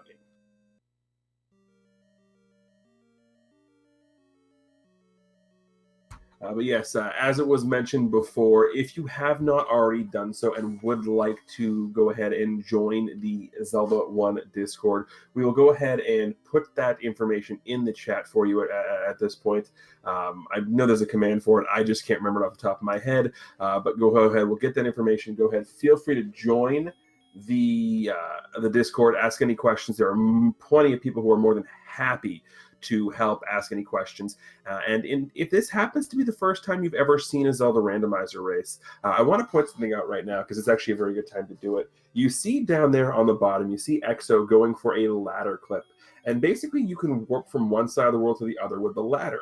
Please note that when you see people doing clips like this, and you get a little scared because you don't necessarily know how to do clips like this, and EXO is struggling the way I struggle with a star and ladder clip.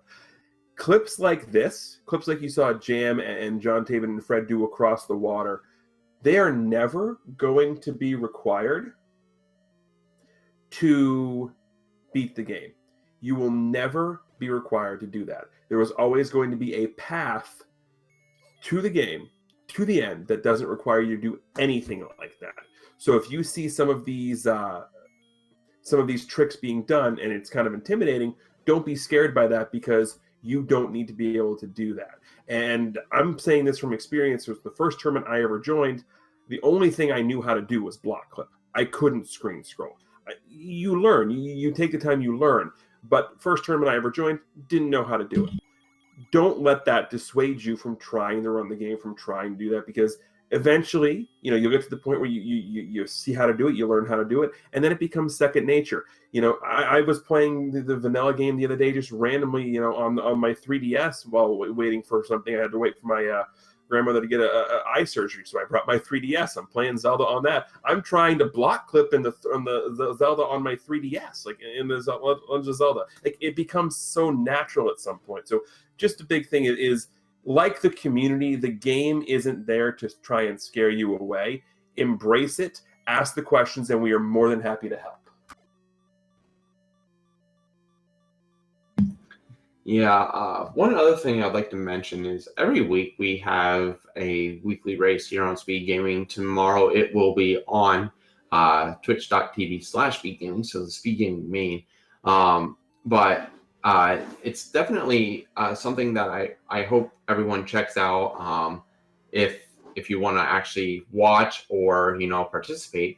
But I would recommend coming and hanging out, and definitely for tomorrow's race, have 2 other people that are really involved in the community, Fury SK and Dark Falls on the call, and I think that should be a blast too. So if you're liking what you're seeing tonight, definitely stop by tomorrow. Should be a lot of fun. Is that the race I think it is? I don't even know if they have a set series of flags, but it's Dark and Fury, so that should be entertaining in itself. It should be, and if my memory serves me correctly, I believe that is going to be the community preview race for the Random Percent tournament.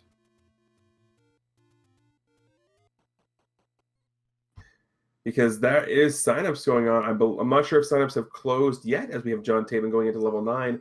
But that is another one of the options that we have here is random.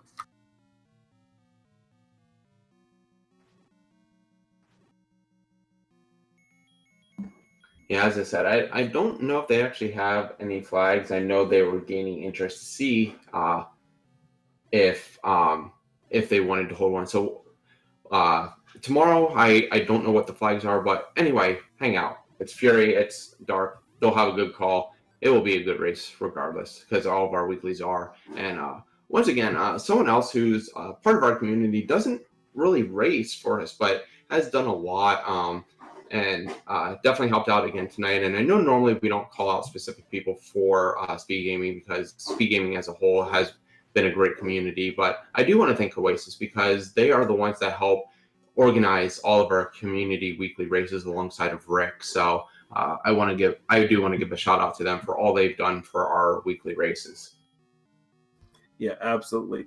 So we've got John Taven here in level 9. We've got level 6 back for EXO. And if you still want more Zelda randomizer action, we do have another bonus. We have some more bonus randomizer happening in your bottom right corner.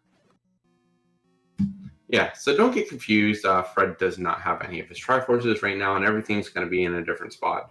But yeah, so we do have John Taven in level 9 now, just looking for the kidnapped princess as EXO is trying to get through the Wizrobe infested level 6. Always stinks. I mean, yes, it's Wizrobes. They stink. That's how it works.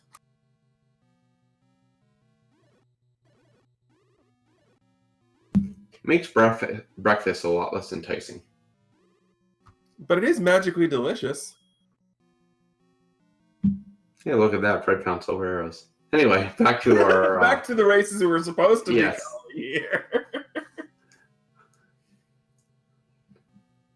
So we do know that, at least from what I remember with Jam and Fred, Zelda is sort of right in the middle of level 9 here. If John does come across the compass, of course, that will help immensely.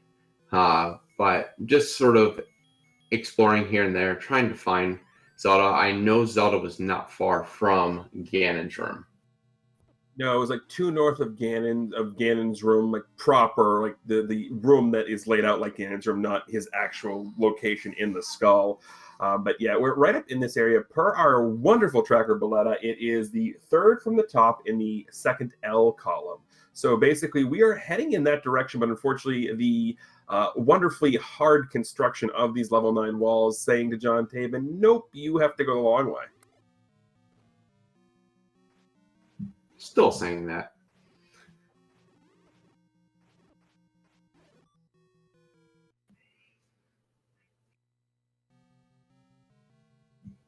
Looks like EXO is going to grab a refill of life here, just to sort of help out against the combat of those Wizrobes. Only needs 1 more heart for that magic sword, but still unable to find it.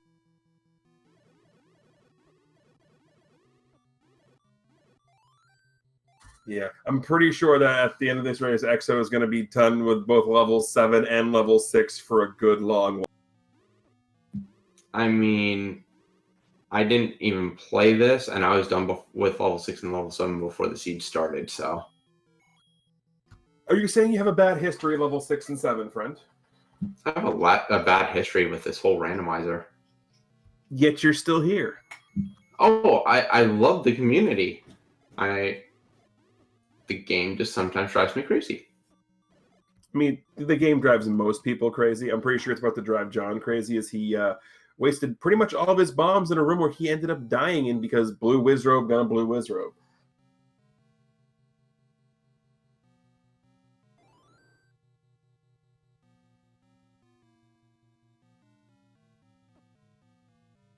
And Wizrobe and a Wizrobe in general down on XO's side because, yeah, this is definitely a thing.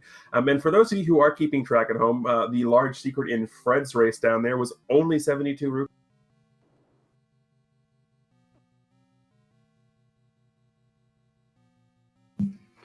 So John in the general area, but really has to back out. Now, did see a red Wizrobe, so rightly killed it trying to look for another bomb drop. Has 0 bombs right now, which is very, very troublesome anytime in level 9. Yeah, and also 0 keys.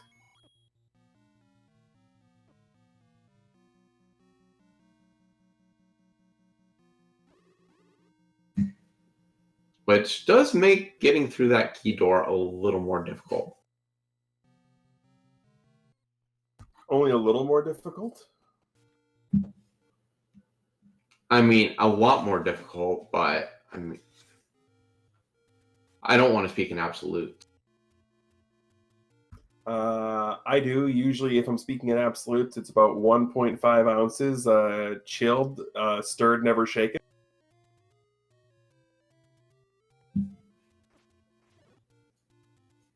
I knew that was coming, and yet I still said what I said. If you haven't learned by now, I only have myself to blame. That I can pretty much pun anything.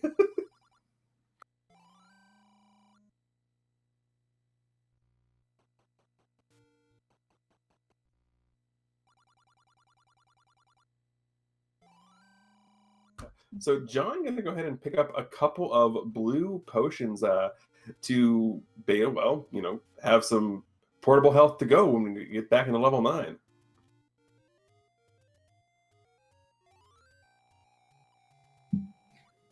Surprisingly, we'll see if John checks here. He is not going over to grab the magical sword, which is just one screen to the left here of level or start. Is trying to kill some of these blue Octoroks for bombs, and here he might actually grab it. No, still just trying to kill those blue Octoroks for bombs.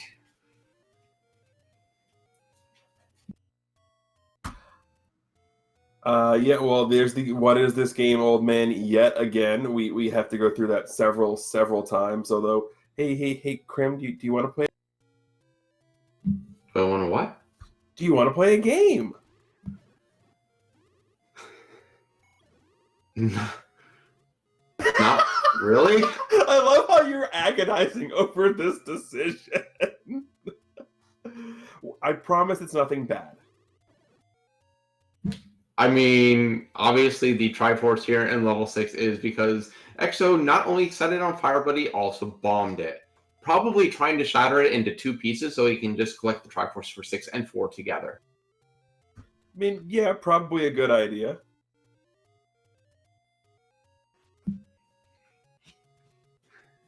So you don't want to play a game then? Well, I first want to watch John hug clip all the way back over to level 9. Yeah, that's absolutely fantastic. Like, I never get tired of seeing the HUD clip. And the HUD clip itself is very interesting because you'll notice a lot of screen scrolling happening to get there. Because there are, you have to kind of screen scroll to get around that because sometimes you just can't walk all the way across. Yeah, the way it mirrors and everything, it's a lot of semantics and everything. So, but also interesting about it is it's oddly a lot different trying to screen scroll in the HUD than it is on the ground. Oh, it really is. At least for me it is. It's kind of disorienting, so it's harder to get on that right pixel, but yeah. Yeah, it absolutely is. We do have Exo in level 4 now, trying to finish setting the world afire with his wand.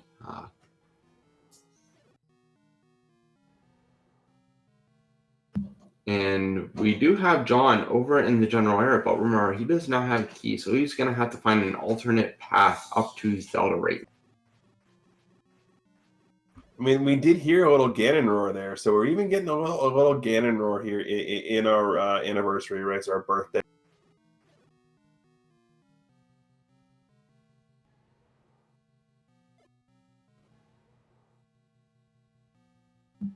Well, we'll just say that Ganon's singing "Happy Birthday" and he's just very, very, very off key. Yeah, I can get down with that. I can definitely get down with that. I didn't say he was Surprisingly enough, not the first time I've heard "Happy Birthday" sung off key today. Well, then why were you singing "Happy Birthday"? Because my sister turned 18.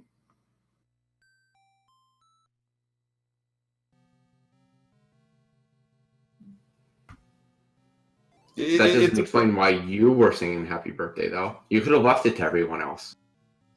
I technically did. I said I heard it sung. I was technically the guy with the camera recording.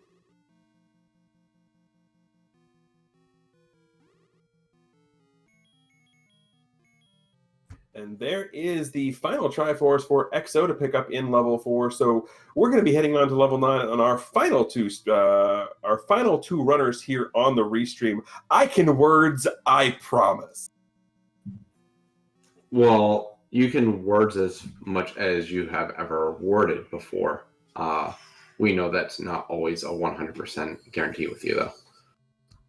I never said they'd be coherent words. So EXO now in level 9 with John. We'll see how many high fives we get. John still trying to work his way up towards the princess.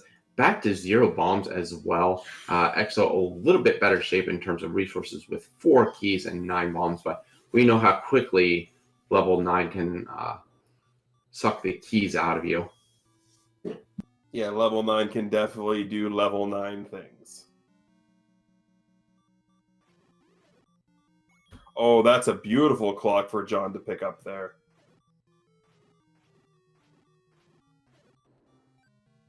And that's a beautiful red ring for EXO to pick up. Guarantee.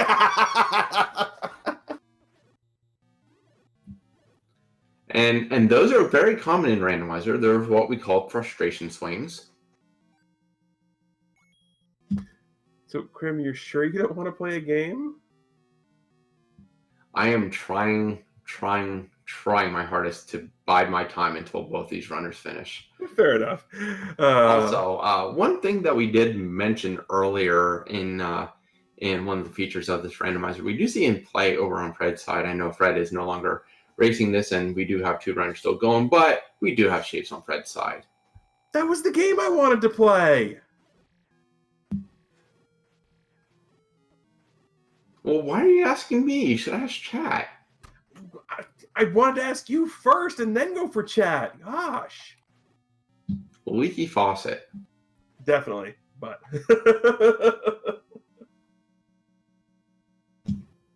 we have 1 high five as they're both in the same reverse C room here. Actually using great meat shield strats there. If you're going to be eaten by like, you might as well make best use of it. I mean, absolutely. One of my favorite strategies to use is to glass shield myself in a like.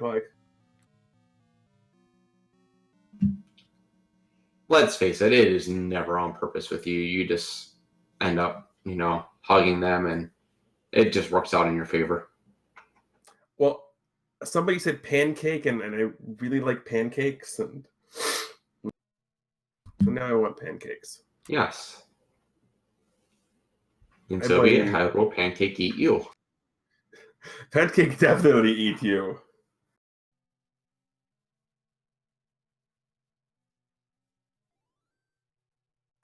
Unfortunately, here we are going to be staying on this map screen for a little bit as John has quit from the race here. The no keys, no bombs, and Wizrobes deciding that they were going to get the win here today. Yeah, very, very unfortunate. But definitely something.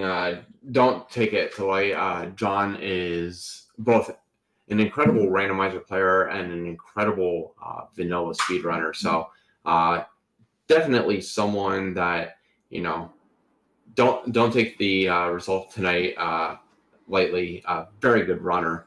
And speaking of good runners and everything, with Fred and Jam and also Exo still going right now, be sure to give every single one of them a follow. Very, very good streamers to follow, and also, part of the community. So we want to show as much support for them as possible. So definitely give them all a follow.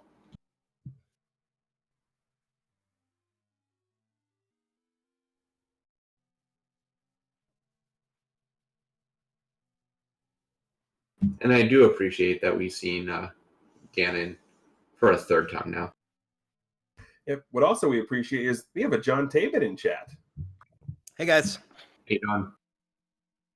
So for like 20 minutes, I thought I needed the raft, so I was wasting my time redigging things because I had mistracked. Because I mean, how could there be a level in Armos? You would check all the Armoses normally, right? Except with the flags, Oof. Except with these flags, the Armos is always the vanilla power bracelet. So I never got around to that. So and then in 9, I ran out of keys and bombs, so I just don't want to continue. So yeah, the key was definitely the important one. Going up from the skull room would have been able to get you up towards Zelda. So definitely understand it. And as I just said right before you jumped in, definitely not at all a signal of your ability. You're not only a good randomizer player, even though you're still relatively new to the randomizer, but a really good not only player but advocate for the vanilla Z1 community. So we thank you for stopping in and joining us on this. Well, I appreciate on this night. I appreciate you saying that. I guess I won't dispute it.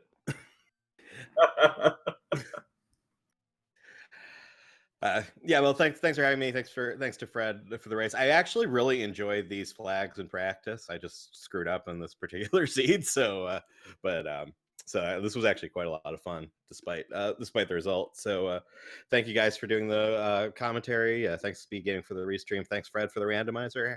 Here's to 5 more years. Yeah, absolutely. Thank you for being a part of the community once again. It's the community that makes this randomizer specifically so great. So thanks to people like you for joining us and continuing to hang out with us, even when you get to deal with people like me and TG on a daily basis. Yeah, we do what we can. Thanks, guys. Good night. Yeah, take care. Have a good one.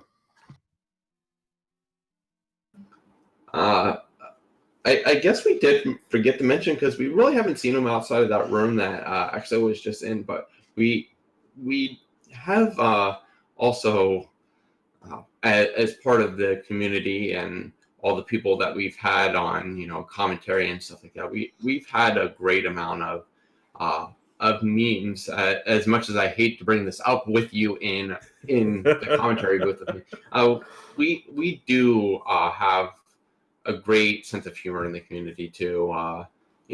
With whether it's you and the Boomerang or Danger Noodles, which pretty much completely ruined your commentary ability for a good 5 minutes before. Oh my gosh, that broke me so hard. And everything. Not else, as much as you trolling me with random different banana sprites. Yes, but just in general, I do think that the sense of humor that the community has sort of given us, and it's sort of a breath of fresh air seeing all these different personalities and how one small thing can bring so many different people together and really make for an entertaining and interesting community, to put it lightly. Yeah, absolutely. And it's a testament to all of the different people who we have going through commentary. And we can go back through to the first tournament, to the tournament we just finished. There are a lot of people, and it would take me an entire race to go through it and name off everybody who has done commentary with us, done commentary for us, and has made things, made the soundtrack to the tournaments that you guys have all watched. And I know we say it's a lot about the runners because ultimately it is about the show you're seeing on screen, but the team of commentators that I have make everything that much better to watch, that much better to listen to. And without that team, we wouldn't have nearly the tournaments that we have. So I want to take this time to say thank you to that entire team, to my entire team, who made, even if you've only ever called one race, and when I say my team, I mean commentary, I mean tracking, the restreamers on places that aren't here, like anyone who has made any of these tournament races possible, thank you so much. Yeah, absolutely. Exo seemingly determined to just kill Ganon at this point, whether he believes it is required or Zelda might be behind Ganon or just frustration and wants to see the pig die. We are seeing an attempt here to take out Ganon, so hopefully gets in the final few hits. There we go. And you know what, Tej? We get to say it at least once tonight. We have bacon. We have no, Krim. We have birthday bacon.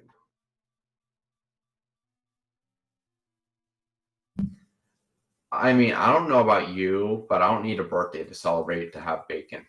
No, but birthday bacon is decidedly better than non-birthday bacon. What's not good is a whiz robe straight to the face.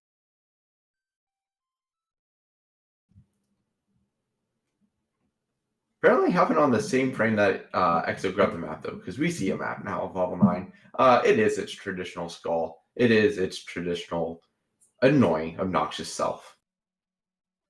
I mean, we want to talk about, memes and senses of humor. And we joke a lot when it comes to memes and all that. But one of the things that came about from the first tournament that has stuck around through all the other tournaments and honestly makes so much sense is level 9 being referred to as a great equalizer, because it can be. It is, and it is just as obnoxious when it gets that way.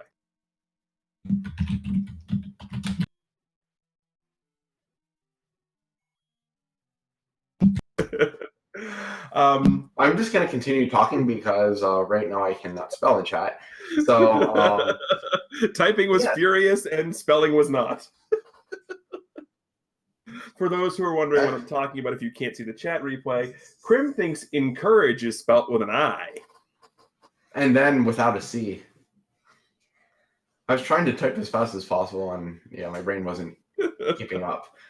So Exo finally heading in the right direction. We'll see if he is able to get over from this right eye of level 9 here.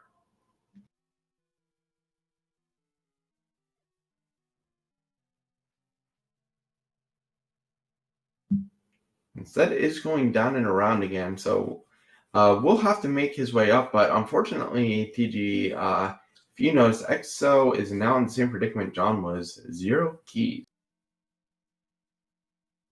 Never a good thing when you're in level 9 and that 0 key is staring you straight back in the face.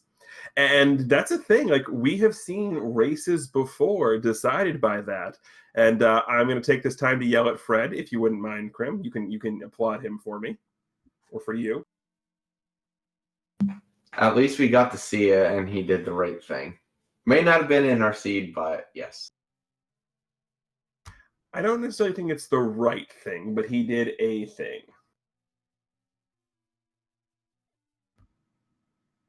Speaking of things, we're bombing up into the left eyeball as well.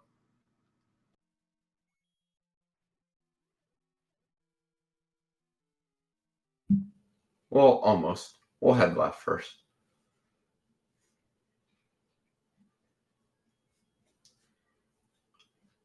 So we had our Doritos, now we have our Chevy, and there is Zelda's room with some traps and whiz robes. Aren't the whiz robes the traps? Mistakes were made. Not intentional mistakes, but yes. Steak. Luckily, Red Ring is very beneficial to have in there. It makes that a lot easier. Yeah, just a little bit there.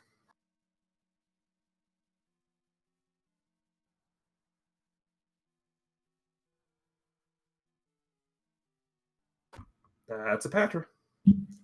Yeah. Trying to avoid it as much as possible. Do not blame him. Did we Okay, see now a I'm trying to Patra? kill it. Let's say, did we see a Patra die yet today? I don't think we have. No, if we would have, I'm sure you would have made some patricide or some type of comment like that. So, no, we haven't. Are you saying I would stoop to the level of a horribly cheesy pun? I'm saying that you've stooped to the level of creating that horribly cheesy, stupid pun. And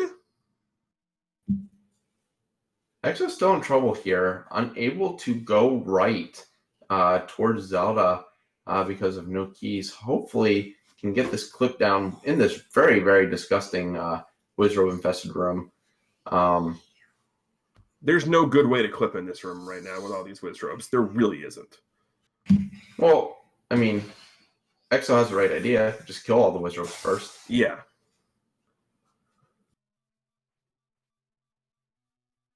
Oh, there's two. I thought there was only one left. I didn't realize there was two left.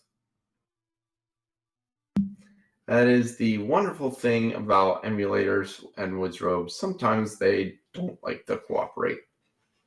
Okay, this we is good. can go right here. We So. can go right. Right is good. Exo not listening to Tej. I mean, most people don't. Also, somebody's got a case of the Mondays.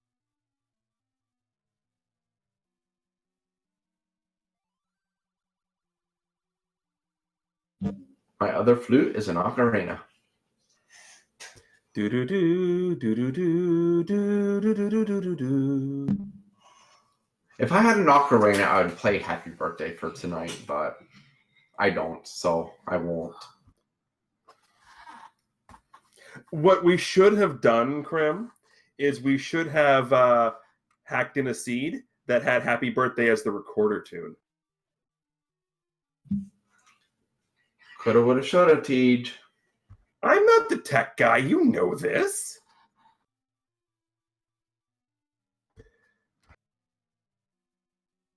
Oh, wow. Well, there goes the idea of just walking right. It's one room south. Possibly could bomb down. Maybe, but right now we're going to kill Patra, which is very much more difficult by the book.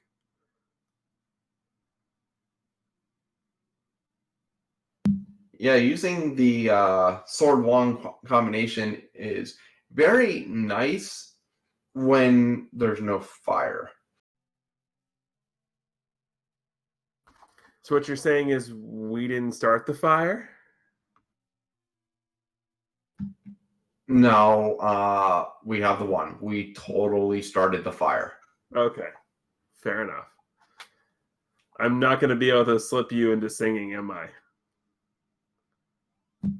We're not at karaoke. There's not alcohol involved, so no.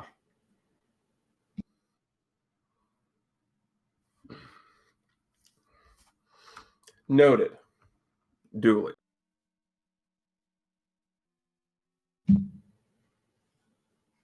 Says the person who's seen me sing at karaoke before. I mean, yes. I thought we were trying to pretend like we didn't know each other outside of here.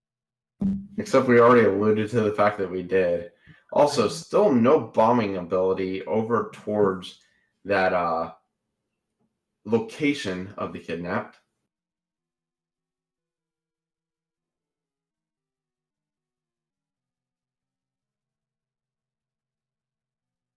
We will get there eventually. We have the technology, I think. Which is scary, me thinking. Also, I would like to point out, just because I can, and it's probably going to come back to bite me for pointing this out, but... Oh, hold on. We're almost where we need to be. We can go right. We can go right. We're good. So, we managed to almost full clear this level 9, and we still did not see the boomerang. It might be right here. It might be right here. Come on. Come on. Come on. No, Don't take the stairs! Don't take the stairs! No! Come on, no! Oh, it's the Patra room. It's okay. Just go back. Go back. Go back.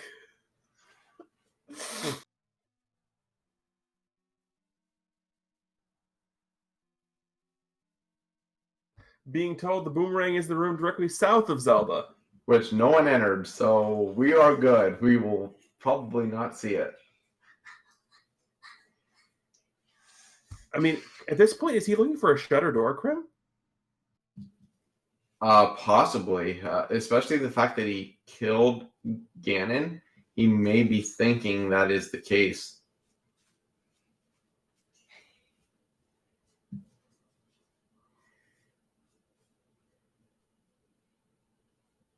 If so, it's quite unfortunate. As I said, we don't run flags like these very often. It may be something he is a little unfamiliar with, not having that shutter door just flip open. But pretty soon, I would imagine that he will deduce that, okay,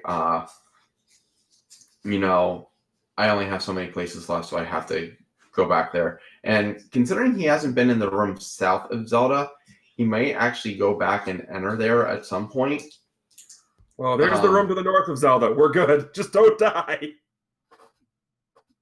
Yeah, may go ahead and elect to take, thinking that he can go south to get towards it.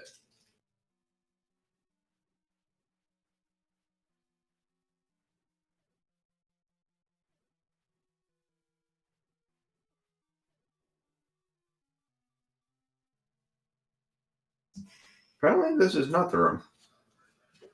No, one more. Okay, so 4 down. Okay.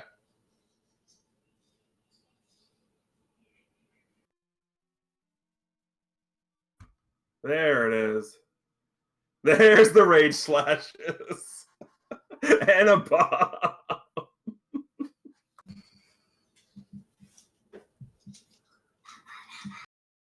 All right. So that does finish it out for XL, and we'll see if they want to join us. But that also does bring our randomizer to a close for tonight. So while we're waiting to see if XO does join us, once again, do want to give a shout out to not only the 4 runners here with Jam, John, XO, and Fred, but also all the other runners that participated, all 36 of them. So once again, thanks to the runners and this great community for putting this on. And thank you to Speed Gaming for being part of this, and both Rick and Oasis for sort of getting this all together for us, as well as all of our weeklies. And thank you to Boletta for tracking tonight. I'm not going to thank you quite yet, Peach, because we do have an XO with us. So, how's it going this evening? not too bad. Those sword slashes at Zelda at the end were seemingly very well deserved. Oh, absolutely. This seed 6 struggled with 6. What a terrible. 7 didn't treat you too much better. That was bad, but that's all right. It's a shame ladder was free on the floor and won. Yeah. So, seed aside, in our conversations, both TG and I throughout the night, and then with Fred and Jan and John as well, one of the things that we really want to focus on is just the randomizer as a whole and the community. I know you're one of our more relatively newer players to the community, so instead of focusing on the seed, what do you want to say about the community and about Z1R in general, since this is sort of the birthday celebration for it? This community is fantastic. You know, anything you want to know, always there to help. Need some people to practice with, no problem. Very friendly, a lot of communication. The randomizer is endless possibilities of fun. So definitely thank everybody that supports it. Yeah, definitely want to thank you. I know on top of just being part of the community, someone who's constantly seeking out races and stuff, with that role and participating with others. You're also one who gets involved with battle royales and everything. So it's great when we see people like you come in and sort of just join in the community to really grow and make what is already great about the community even better. We're always glad when people like you come in and are really vested in learning and participating in everything. So definitely want to say that we're thankful to have you as part of the community in as a whole. It's been a great blessing seeing everyone come in. Yeah, appreciate that. Do apologize for keeping you guys late this evening. Oh, come on. You gave TGE the ability to talk. He's not disappointed at all. Fair enough. Not at all. That was all the extra time to torture Krim. It was well worth it. Okay, guys, I think I've had enough for this evening. But thanks again for the commentary and the tracking. Not a problem. Thanks for joining us, and have a wonderful night, XO. And I think that means that we will also be sending ourselves out of here for the night. So, because I love the community and all of our viewers as well so much, I'm gonna, leave by letting TGE torture you with the close. Well, thank you very much. So on behalf, not just of everyone who you've seen here, but on everyone who's been involved in the Zelda 1 randomizer community, first things first, one last final happy 5th anniversary, happy 5th birthday to the randomizer. That can't be said enough. 5 years have been amazing. Let's keep it going as long as we can. And with that being said, on behalf of the entire team you said here, the wonderful staff at Speed Gaming, our amazing tracker behind the scenes, Boletta, our 4 featured runners you saw here, John Tabin, Jam Evil, XO, and F. Coughlin, and of course, my wonderful broadcast partner here, Crimson Avix. I am the Green Leaf Effect, reminding everybody to, as always, keep hailing.